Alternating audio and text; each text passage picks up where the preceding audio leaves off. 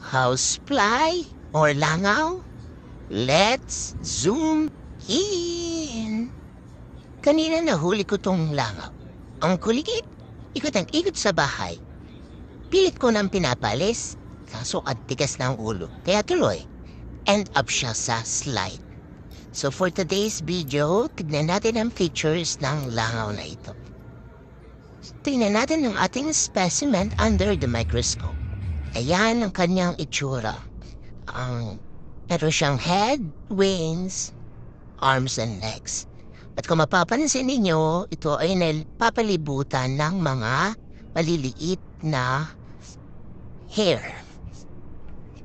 Okay, so kapag dadapo siya sa maruruming lugar, dito humakapit ang mga germs at bacteria at dadalhin niya ito sa ating mga pagkain ang nawinli. So kung hindi tayo aware sa mga insektong ito, maaari tayong magkasakit. Isa ang insektong ito na nagdadala ng sakit sa mga tao, katulad ng typhoid fever, cholera, salmonella, tuberculosis, at leprosy.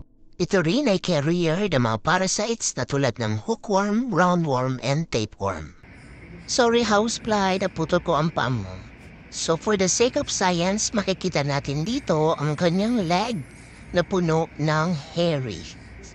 So tignan natin siya sa light. Okay, so under the microscope, nakikita natin ang kanyang leg na puro hair. So dyan sa hair na yan, kumakapit ang mga microbes, katulad ng bacteria, germs, at parasites.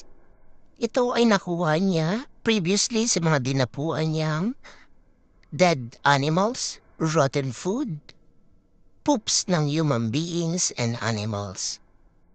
Ang mga microbes na ito ay pwede magdulot sa atin ng sakit na tulad ng diarrhea. At kung mapabayaan, pwede itong maging sanhi ng kamatayan.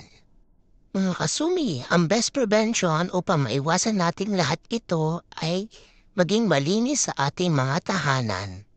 Pangalawa, stop flies from breeding. At pangatlo, huwag i-consume ang mga pagkain kanilang nadapuan. Mga kasumi, kung nagustuhan nyo ang video nito, pakipusuan naman.